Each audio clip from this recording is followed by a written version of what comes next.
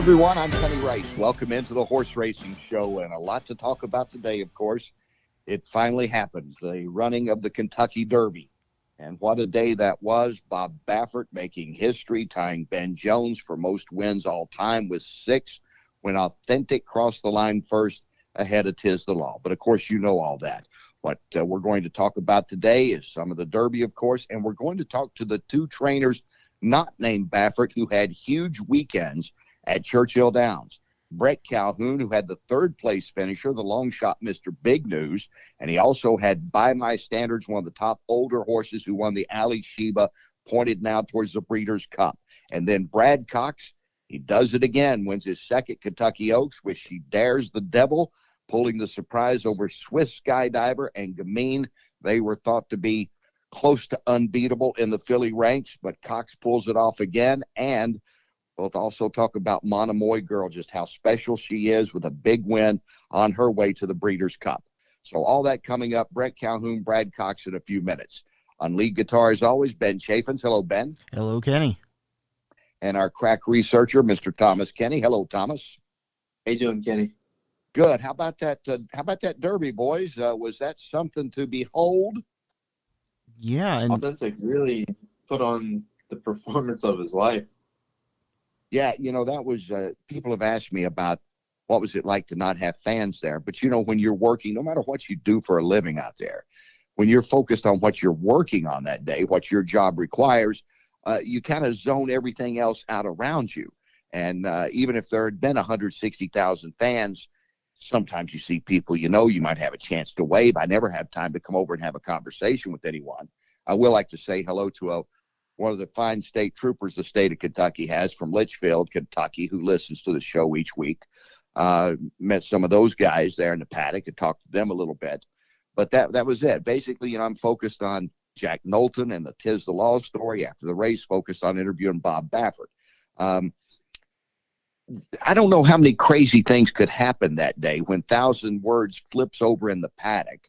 And anytime you do that, be it the first race of the day at Ellis Park or the Kentucky Derby, when a horse falls in the paddock, it's an automatic disqualification for various reasons, for the safety of the horse and also for the integrity of the bettors. You bet on a horse that falls, the horse goes out and runs and then doesn't win. Obviously, you could complain.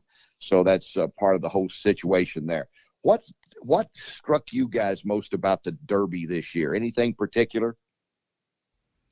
Well, I mean, just the fact that Tiz the Law was almost the winner, that favorite almost came through. That's pretty impressive for me, that it was really holding up. Yeah, that's a good point. It really was a nice back and forth between Authentic and Tiz the Law. Yeah, I thought it was a tremendous stretch run, and it was exciting. And, Tiz the Law to do all the things he's done this year and to finish a very solid 2nd. It wasn't like, what happened to Tiz the Law that day? It was a tremendous race by Authentic. And if you really look at the top finishers, and I should have looked at them closer, it was 3 of the top 4 betting choices are in the top 4. Tiz the Law obviously finishing 2nd behind Authentic, and then Honor AP coming in 4th. But getting in there between all of them was Mr. Big News, the 46-1 shot. And I know you guys like those long shots, but I wish I'd picked Mr. Big News to be in the money. I was going with a couple others. But again, you know what? Doesn't it always come back to the Derby? What if? What if we'd done that? What if we'd done that? Well, that's just racing in general, isn't it? Yeah, that's it. That's it. Be it May. Yeah, be it May. Yeah, 2020, that summed up the whole year, didn't it? I mean, and poor Jimmy Barnes, a longtime assistant to Bob Baffert, he gets knocked down by 1,000 Words. He fractures his wrist. He has to fly back to Los Angeles. He had surgery. We understand he's doing well. And we wish Jimmy Barnes all the best, one of the really good guys in the business and a terrific assistant trainer. And then Bob Baffert. Did you guys see Bob Baffert get knocked down in the winner's circle after the race? It seemed I saw like a little jump. I didn't see him get knocked down. Yeah, he got knocked down because when they brought in the winning horse, Authentic, and they put the garland of roses on him, which I understand is a little heavier than it looks. They got all these roses, the way they have to sew them together. So it's not like an easy thing. And they put them all in him, and he gets excited, and he starts wheeling around. And A couple of people knocked down, and Bob was one of them, and he got right back up. And because I'm not too far away from watching this scene, I'm thinking, what else can happen here? The man had a horse fall in the paddock, disqualified. Then he surprisingly, well, not a huge surprise, but he wins the Derby over a strong favorite. And his assistant is going to have to fly back to Los Angeles to have surgery on his broken wrist, and now he's knocked down. What else can go on this day? But like you say, Thomas, it's 2020, isn't it? I mean, isn't that kind of the perfect 2020 scenario? This year just keeps getting crazier and crazier, doesn't it? Yeah, and it was that way for the Derby this year. But, all said and done, it was peaceful.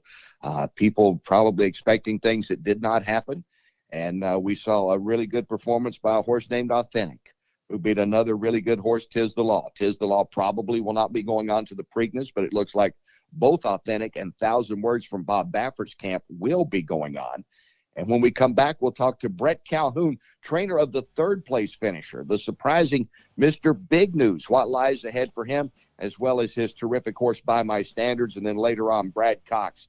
She dares the devil with the upset, and Monomoy Girl looking as strong as ever. All that coming up here on the Horse Racing Show.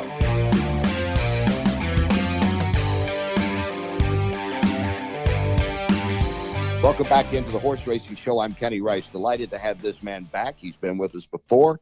Talented trainer Bret Calhoun. What a nice weekend, huh? By My Standards, very impressive win. And then a surprising, I think he's 46-1 shot. Mr. Big News comes in to make a lot of people that played exotics happy in the Kentucky Derby. Bret, congratulations on the weekend. Thanks a lot. It was a great week. What were you thinking when you go over, first off, with By My Standards? He'd been second in the Stephen Foster, second in the Whitney. We know how good he's been throughout the year, so consistent. What did you think saddling him up for the Ali Sheba? Well, we went in with a lot of confidence, obviously. He had been, like you said, very consistent. I thought his prior two races were very good. He got beat by a couple of good horses, and there was probably a little bit of a disadvantage. Got stuck behind a slow pace in both races and didn't get in good enough position early on to overcome it. So we were pretty optimistic going in, but you're always nervous about those races. But everything went like it was supposed to on Friday, and he got the job done. People will say, especially bettors, you know how they go, oh, come on, what an excuse. But there's so many details, the intricacies of a horse race, and how does the horse like the track, and just that one little break in a split second where maybe they get pinched off and they lose their stride a little bit, or they don't get on the lead as quickly as they usually do, turning for home. I mean, there's so many elements that can go wrong in a horse race, and I'm not telling you anything. I just always like it when all these second guessers come in and say, well, I would have done this or that, until you're out there on the back of one of these horses, whoever knows anything. Well, when you're running against top horses, I mean, there's not a big margin between them a lot of times. And you go back to the Stephen Foster, Tom's the Top, which is obviously proved to be one of the top horses in the older division. And I thought the jock on Tom's the Top that day, Miguel Mina, made a really, really smart tactical move early in the race. We figured he'd be behind us, and he put that horse in gear early, and next thing you know, we look up and he's in front of us on moderate fractions. You're not going to run a horse like that down from behind on those kind of fractions. And then you move forward to the Whitney. We were on the inside. There was several horses in there that were very fractious. My horse stayed in there pretty good, but I think it probably, bothered him a little bit. He was a little tardy away from there and stumbled. Jose opted to just kind of take hold and switch out. Improbable gets a jump on us away from there. Moderate fractions there again. Not to make excuses, but just the way the race went, and we were not able to run him down that day either. And 9 times out of 10, you're not going to run a top-class horse down like that on those kind of fractions. And By My Standards now, with that impressive win, what does he do between now and the Breeders' Cup, Bret? Do you already have it planned out? Yes. It's been in the back of our mind for a while to after the Whitney, we decided we would come to the Ali Sheba and train straight to the Breeders' Cup from here. Obviously it's pretty much a hometown situation from us, so we'll have We here stable at Churchill. We'll move horses into Keeneland when that meet starts, and we'll already be there and be settled, and think that that's going to maybe give us an advantage or just any little help we can get to maybe get us to the winner's circle in the Breeders' Cup Classic. I was on the backside most of the weekend, took and passed the COVID test, everything good. I guess everybody has to take one that's over there on the backside. As far as all that now out of the way, what was it like? It was a very quiet backside. You didn't have the throng of media coming over and a few fans coming over. I mean, I guess you're back to business. I don't know if it mattered that much to you or not over there on the backside. It's been very strange ever since this the virus has hit, obviously. So I guess we're getting a little bit more used to it. But then you have a big event like the Kentucky Derby, and what the weeks leading up to it usually are like. It was very, very strange and very quiet. And I think obviously sometimes it makes our job a little easier, makes it a little easier on the horses, but I sure wouldn't trade it out. We really like having the fans there, and obviously we understand what drives this business, so we need the fans there. So hopefully we can get back to some kind of normality in the near future. As far as the horses themselves, we do interview shows during the week and all that, and leading up to it, I said I think for most of the horses, they probably aren't. It might even be something they enjoy, having a little more quiet coming over for a big race and in the paddock and all. It probably fuels the owners and trainers and jockeys more to hear the roar of the crowd and the cheers from the crowd. Well, no doubt about it. I mean, obviously the human element, they get pretty pumped up from it, but the horses feel it too. I mean, they definitely feel the energy and the amount of noise. It can make them get a little unnerved. For sure. So it was probably a little easier on the horses, for sure. By my standards, seems to be a horse that just does a lot of things well. I mean, as far as comparing him to some of the other good horses you've trained, his disposition, and it obviously reflects on his performance in the track, seems like he can handle about anything thrown at him. He really can, Kenny. I mean, he's the dream horse to train. He's very talented. He's been extremely sound. He's very smart, very classy horse, and he can do just about anything you ask him to do.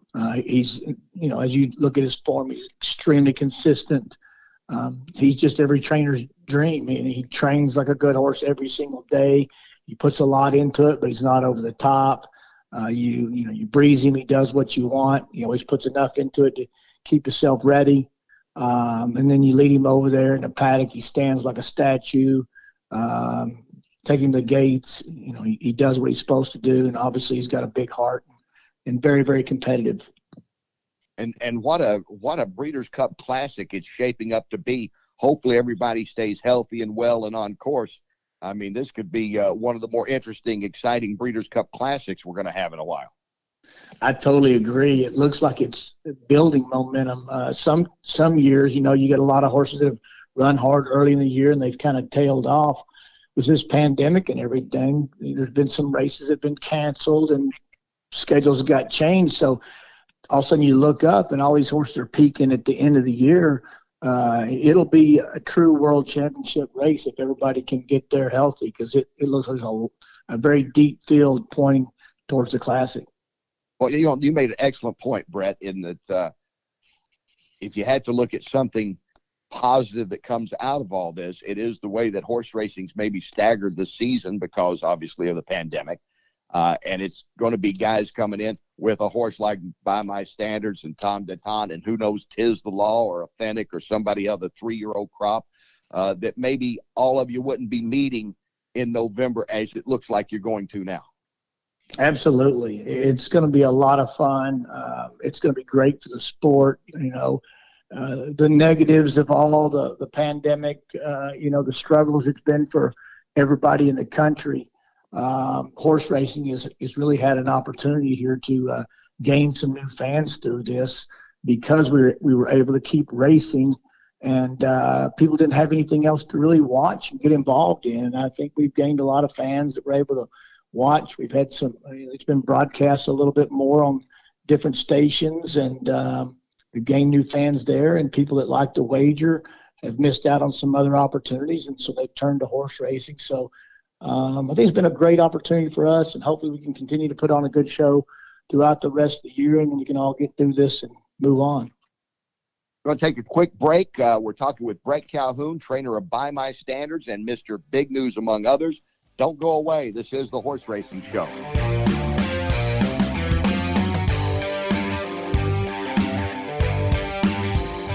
Welcome back to the Horse Racing Show. I'm Kenny Rice. Glad that you've tuned in this week, and really happy to have back with us Bret Calhoun, coming off a huge weekend at Churchill Downs, first winning the Ali Sheba with By My Standards, who is on his way to the Breeders' Cup Classic. And now, Bret, I want to talk about this Derby. And Mr. Big News, the surprising third-place finisher, maybe not surprising to you, but obviously a 45, 46 to 1 shot. At one time, I think you were going to put him on the turf, or thought about that before you put him in the Derby? Yeah, we really did think that way. He's got a tremendous pedigree for the turf. And how we kind of came about this plan is he had won the stake at Oaklawn in the off track, very impressive. He's trained right along the whole way, continued to move forward as the year went on, and we felt like as long as he would take us along the Derby trail, we would continue to give him a chance. And we ran him in the bluegrass, and he didn't run bad. He just really didn't get the kind of trip that he needed or that he likes. It wasn't a bad trip. It's just a kind of trip that he doesn't really prefer. And so we were a little discouraged. He was sixth. Like I said, it wasn't a terrible race, but started thinking forward that, maybe we ought to give this horse a chance on the turf and where he could maybe really move up to the upper echelon of the 3-year-old turf horses based off his pedigree. So we had him at Churchill. He was breezing very well. Got an opportunity to get him on the turf the last couple of weeks leading into the Derby. In the back of my mind, over a month out, it was pretty apparent that the Derby was not going to overfill and you weren't going to need points, which I talked to Chester about earlier in the year. Let's don't chase the points. Let's let it happen. If it happens and it takes us there, great. If it doesn't, I don't want to empty this horse out chasing the points. So now it's in the back of my mind. We're not going to need points to get in the Derby. We've trained him over the grass a couple of times within a couple of weeks of the Derby. The turf course had been soft. We'd had a lot of rain. We had more rain in the forecast leading up to the Saturday turf race, which is an undercard race of the Derby. And he was happy on it, but he just didn't really have a big turn of foot over that soft going. And I didn't really feel like we were going to learn a lot about him. And Chester was starting to get a little Derby fever as time was getting closer. And so it just kind of all came together. We had a lot of confidence in our horse going 1.25 miles. We knew that was going to be a big asset for us.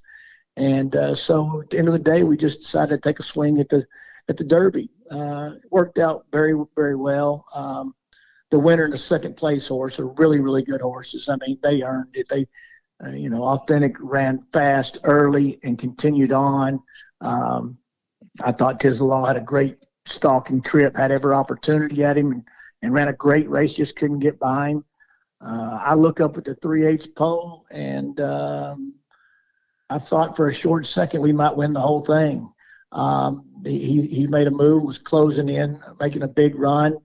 At the end of the day, those horses, when they straightened up, they went on. We made a nice run at them. We were third best, but I think it was two really good horses in front of us. Yeah, I mean, that was a big win for Mr. Big News. And with that now, have you made any – are you talking about going on to the Preakness? Do you still think about maybe him as a grass horse, looking ahead for maybe a Breeders' Cup? What discussions will you be having as far as getting him ready for the next race? Well, the Preakness is definitely on our mind. Since it's a month in between instead of 2 weeks, we got a little bit more time to make that decision. So I don't think I'll be making any kind of firm plans until at least he breezes back in a couple of weeks. But that's definitely on our radar. I don't think that I would plan on running against older horses in the Breeders' Cup. We'll look for some different spots there probably, but definitely the Preakness at this point is on our mind. Yeah, Preakness, that could still be a really fun race, couldn't it? Looks like Baffert's going to bring Authentic and 1,000 Words. I doubt if Tiz the Law is going to go, but maybe Dr. Post comes in for Pletcher that bypassed running in the Derby. And that's what's totally different, isn't it, about this year? You don't have the whole follow through of, well, how they come out of the Derby going in 2 weeks to the Preakness. But like you say, that month is a big, I think, decision maker for a lot of people.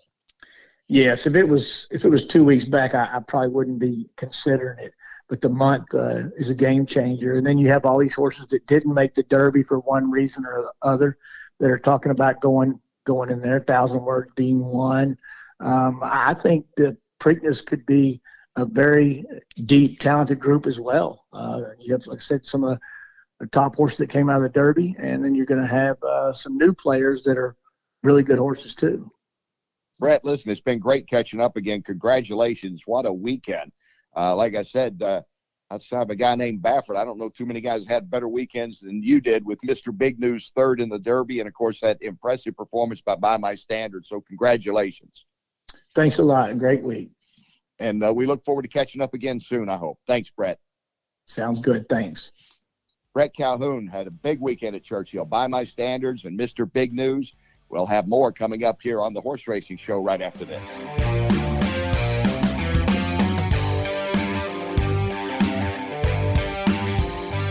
Welcome back into the Horse Racing Show. I'm Kenny Rice. Glad you're with us.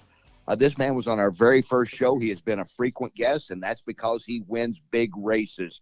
On Friday, Oaks Day at Churchill Downs, they could have called it Brad Cox Day as well. Monomoy Girl looked as good as ever.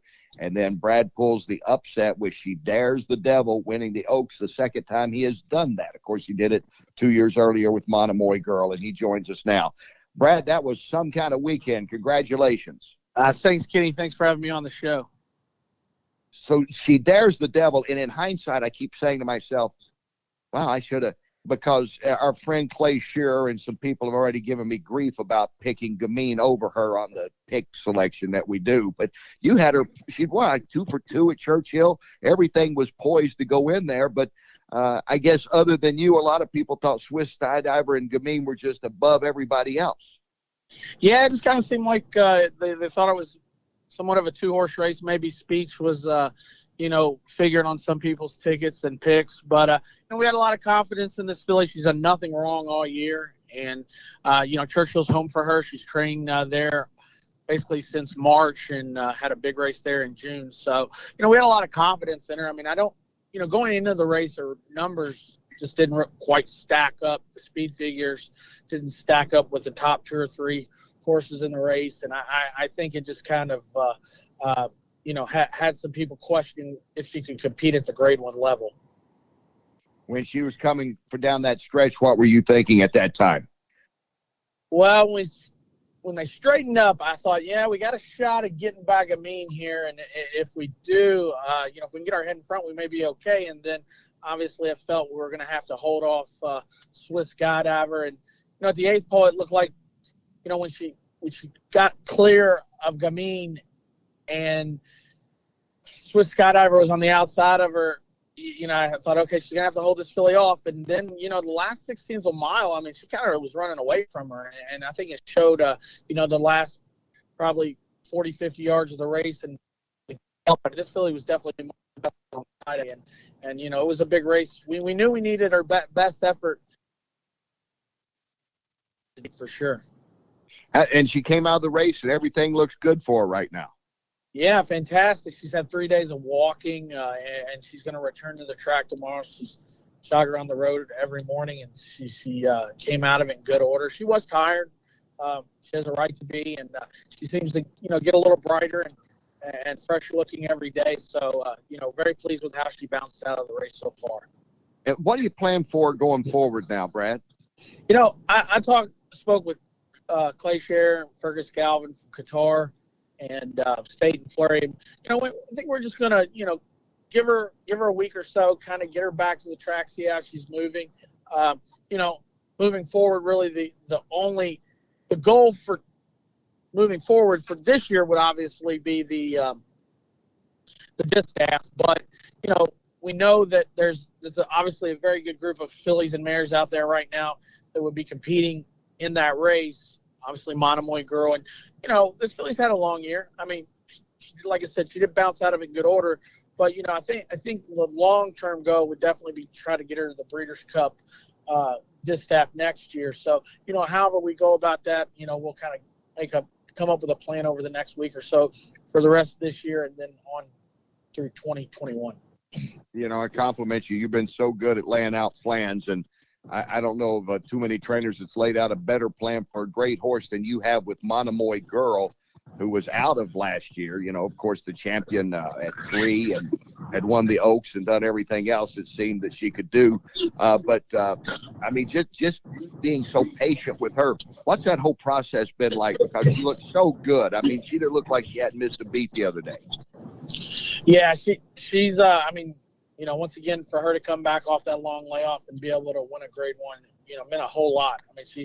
She was our first Grade 1 winner, and she's, continuing to do it, 2+ years later.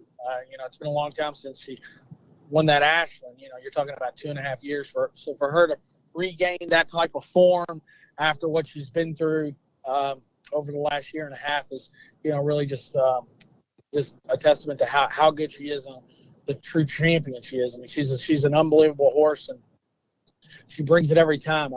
You look at her race records. She's starting to, put together. She's had 1 defeat by neck and a DQ, and she, just an unbelievable resume she's put together. Talking with Brad Cox, who trains Monomoy Girl, the best mare out there, and then maybe now the best 3-year-old filly. She Dares the Devil. She beat the ones that they thought were unbeatable to win the Oaks. Do you have a chance to sit back and kind of enjoy the weekend a little bit, Brad? Because I know you get right back to training and sales are coming up and everything else. Yeah, and honestly, Kenny, not really. We were busy Sunday morning with workers, and we were had the sales this weekend with, not this weekend, but starting to prepare for the sale by, inspecting horses at Fasig-Tipton, and that starts tomorrow. So, it's a full-time job to say the least. But I enjoy every part of it. So, to some degree, it's a lot, but it's stuff at least we enjoy as far as training, inspecting yearlings, looking at condition books. It's all part of it. Attending the races, watching the races. It's 7 days a week, but it's fun. I really enjoy what we do. And occasionally I have seen you go to a football game, so I know you stay up past 7:30, 8 o'clock some nights. Some nights, and I remember seeing you that night. I'd spent the whole day at Keeneland that day as well. I think we won the last race that night. Yeah, you did. I said, yeah. Hey, there is a trainer that Brad actually stays up past 7:30, 8 o'clock some nights. Yeah, not very often, but that was a good night. Kentucky was there. I think beat Arkansas that night. Yeah, that was a big game. We're talking with Brad Cox, a very talented trainer. At one time we said that, Brad was the up-and-coming trainer, the star of tomorrow. Well, forget all that. He's arrived. Don't you get tired of everybody telling you you're the up-and-coming guy? I'll never say that again. You're there. You're already here. Yeah, and it's, like I said, we had a great weekend, and, we definitely have other things we'd like to accomplish with, like someone said earlier, we need one of those gold trophies as opposed to the silver. We'll take all the silver ones we can get, but we want that gold trophy too. So we got a lot of work ahead of us, and we'll continue to, move forward. We're going to take a quick break. We'll be back with more Brad Cox here on the Horse Racing Show right after this.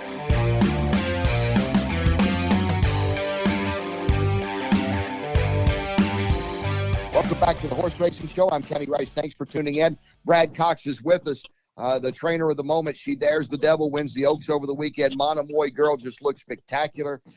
Brad, with Monomoy Girl, what do you do the rest of the way now to get her into the Breeders' Cup distaff again? What's the plan?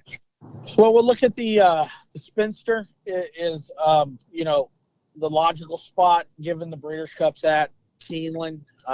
She likes Keeneland. So, we feel good about that spot. I know there's some other top filly mares pointing for that race as well. So, it could come up Breeders' Cup preview race. There's also the Belle Dame at Belmont. I believe it's run the same day as the Spinster. So that would always be a option as well. So, we'll see how things go over the next week or two and kind of come up with a plan. And, we'll see where we land. But it's also have the option of just training straight up to the Breeders' Cup as well. So she trains that well.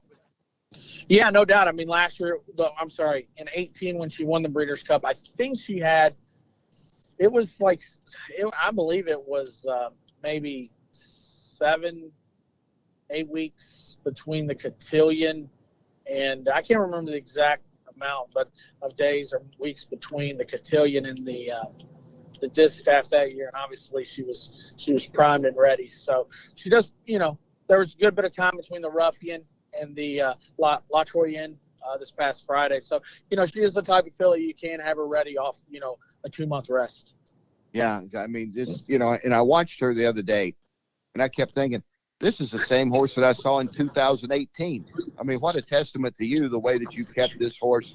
You got, because, first when you hear colic, I'm sure everybody just panics right away. I do when I hear any horse has a colic. You don't know the degree of it, but, there's got to be nervousness and, fingers crossed and prayers and everything else. Yeah, for sure. Like I said, she'd had some setbacks with that, and then a hind end issue later in the year. So, it did take us a while to get her back, but, once again, the owners were, good sportsmen and just, and giving us the opportunity. It took us three go-arounds in order to get her back, but she rewarded them in a big way on Friday. Did you pay any attention that there was no crowd there? I mean, we're all aware that people weren't there other than some owners and obviously the trainers, jockeys, some media people.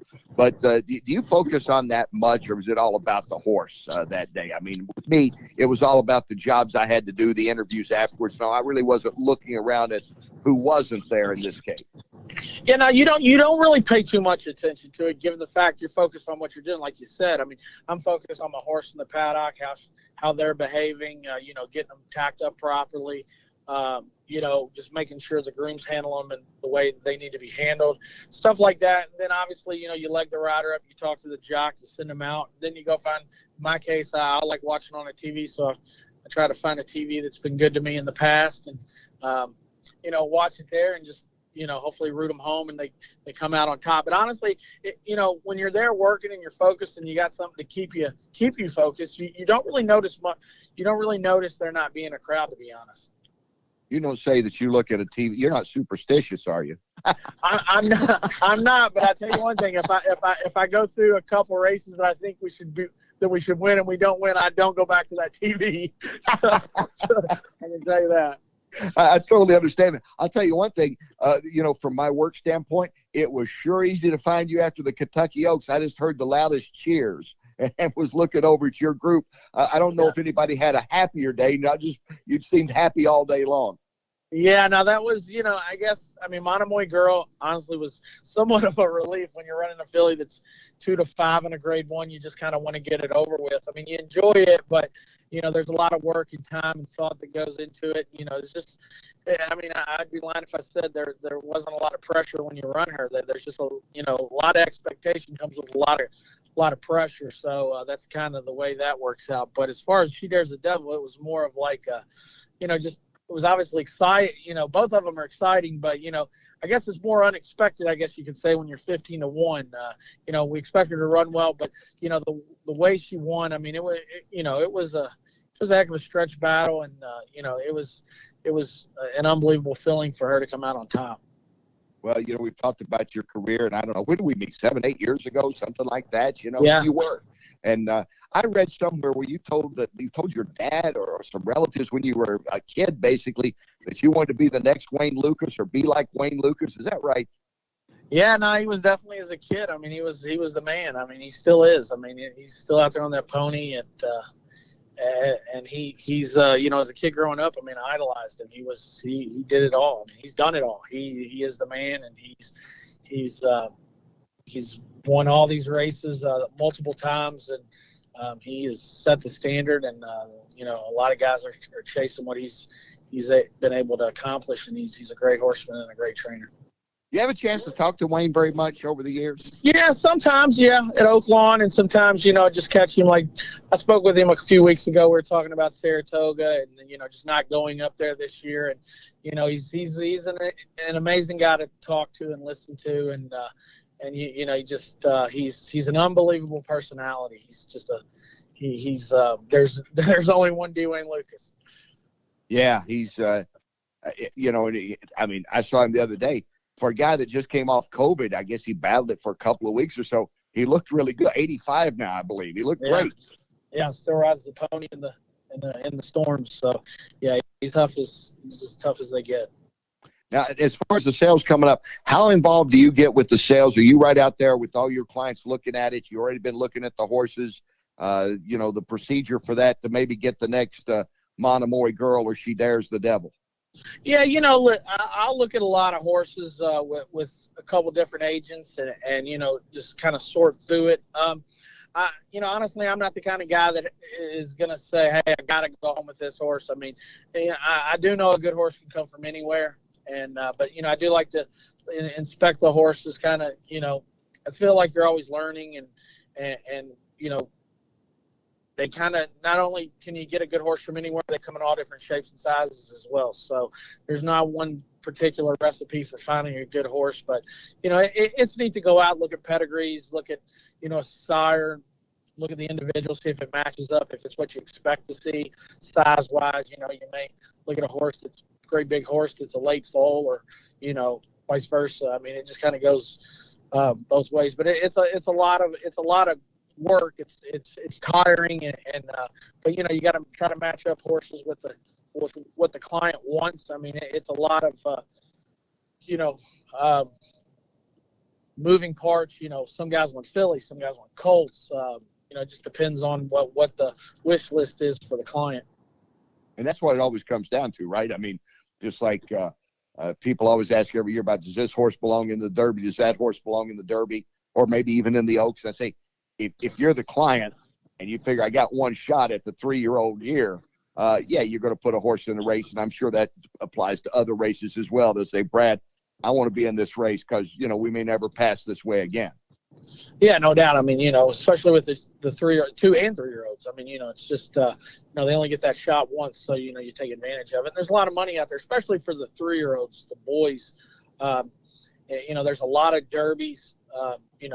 Obviously there's the major Derby, but then we also have a lot of, Indiana Derby, Ohio Derby, we have great purses that give clients opportunity to, make money.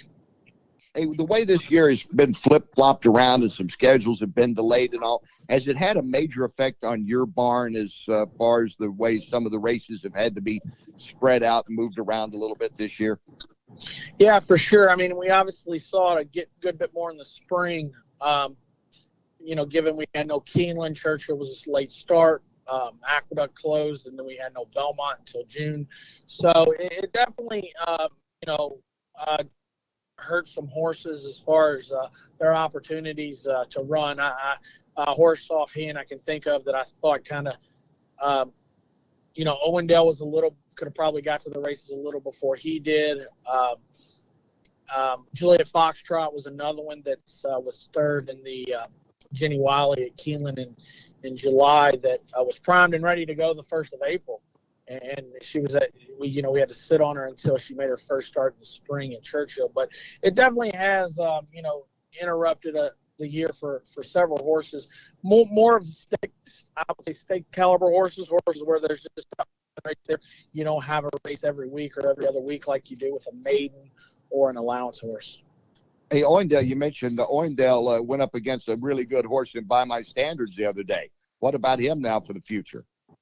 Yeah, he ran a big race. He was ran a flat race in the Stephen Foster for whatever reason. And Jim Rupp was good, great client. He was, willing to give him the time between, freshened him up a little bit in the barn, and we brought him back and he worked extremely well. So he ran a big race the other day. It was a little bit of an odd run race with the lack of pace up front, but Florent did a good job putting him in a good spot, and he really ran big behind a very, very nice horse and By My Standards.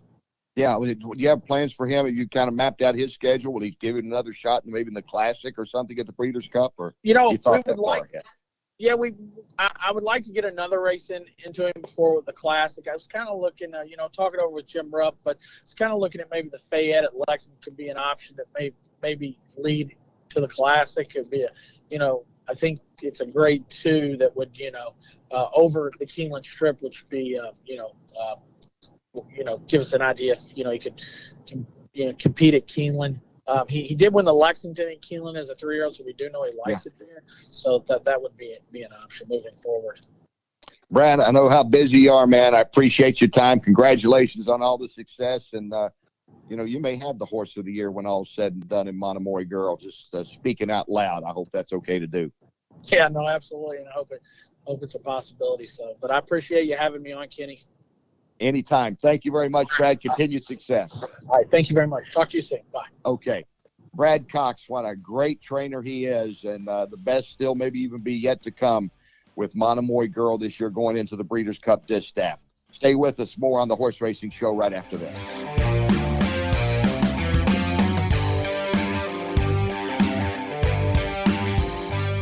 Thanks again for tuning into the Horse Racing Show this week. As I said earlier, we had the two trainers on, not named Bob Baffert, who had huge weekends, Derby weekend at Churchill Downs. Bret Calhoun with the third-place surprising finish of Mr. Big News in the Derby, and by my standards, so impressive in the Ali Sheba, on his way now to the Breeders' Cup Classic. And then Brad Cox with She Dares the Devil, that pulled the surprise in winning the Oaks, and Monomoy Girl, who looked as good as ever and certainly will be in the mention for Horse of the Year if she continues her ways, moving on to the Breeders' Cup Distaff. Looking back at the Derby, Bob Baffert tied Ben Jones with 6 now Derby wins for a trainer when Authentic crossed the line first. I think that all records, no matter what the sport, you have to look at the era that it is in. It's going to be hard to beat Baffert's record in this day and age simply because of the amount of horses. Syndication has been a big deal, all due respect to the great Ben Jones. But at that stage, Calumet was the farm, and there were several other farms that would compete against Calumet, but you didn't have the different ownership groups and the horses coming from all directions that you have now. I kind of liken it to the NCAA basketball tournament. And John Wooden, one of the greatest, maybe the greatest of all time, but he won those 10 championships at UCLA. Many years they had to win only 4 games, not 6 games, to win it all. And many years they competed only against other teams out west. In other words, they didn't send the best in the West, like to the South or to the East, to compete against other teams. They played generally a weaker schedule to get to the Final Four.